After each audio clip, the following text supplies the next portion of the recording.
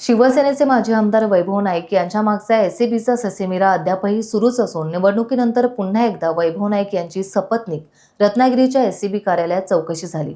मंगळवारी दुपारी 12 वाजता वैभव नाईक आपल्या पत्नीसह रत्नागिरी लाचलुचपत प्रतिबंधक कार्यालयात उपस्थित राहिले।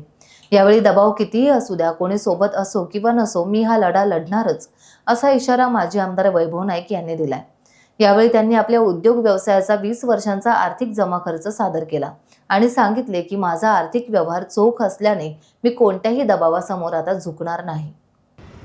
खरं तर गेल्या 2-2.5 वर्षापूर्वी एसीबीने चौकशी सुरू केली होती आणि त्यावेळी आम्ही योग्य पद्धतीने ते चौकशीला माहिती दिली होती। त्यावेळी आमचे जबाब पण घेण्यात आले होते आणि आमच्याकडे जी उपलब्धता गेले 20 वर्षापूर्वीपासून माहिती मागितली त्याप्रमाणे जी होती ती आम्ही दिलेली आहे।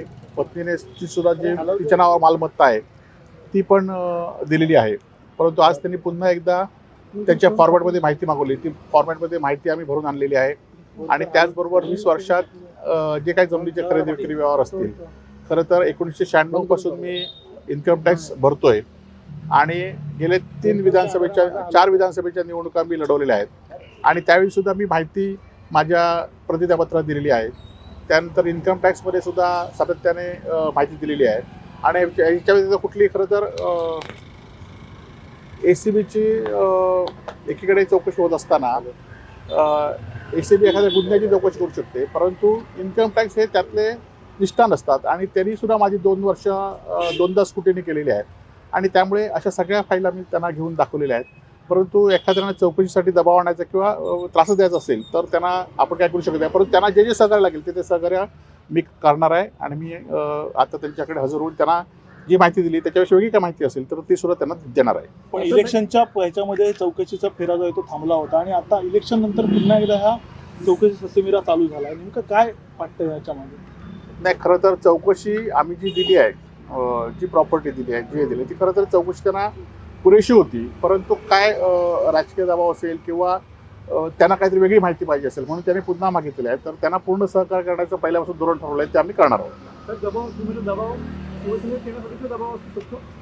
नाही, असं काय मला कोणी कुठे या म्हणून सांगितलं नाही, परंतु राजकीय दबाव असल्यामुळे अशा चौकशी होत असतात। कारण आपण बघितलं असाल की एखाद्या ज्या लोकांच्या चौकशा झाल्या आहेत ते लोक त्यांच्यात गेल्यानंतर ते चौकशा ॲटोमॅटिक बंद झाल्या आहेत, गुन्हे नोंदवून सुद्धा बंद झालेले आहेत आणि त्यामुळे पण मी काय त्याच्या दबावाला भीक करणार नाही।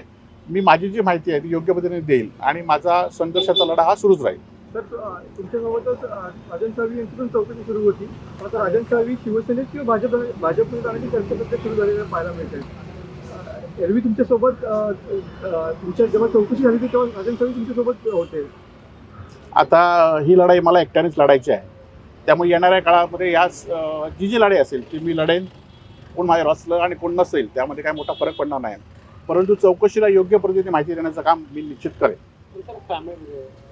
तुमच्या मिसेसला देखील बोलवलेलं आहे, त्यापूर्वी देखील चौकशी की पहिल्यांदा येतं? नाही, त्या एकदा आलेल्या त्यांनी माहिती दिली होती, आता पुन्हा माहिती मागितली असेल तर त्यांना ती माहिती देतील।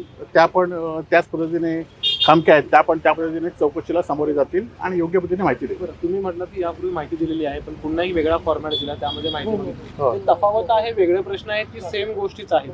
नाही, त्यांना आता माझ्या मते इथले अधिकारी सुद्धा बदललेले आहेत, त्यामुळे त्यांना काय वेगळी माहिती पाहिजे असेल त्यामुळे त्या पद्धतीने सुद्धा माहिती आम्ही देऊ। टाइम्स डिजिटलला लाईक करा, शेअर करा, सबस्क्राईब करा आणि बेल आयकॉन दाबायला विसरू नका। Times digital.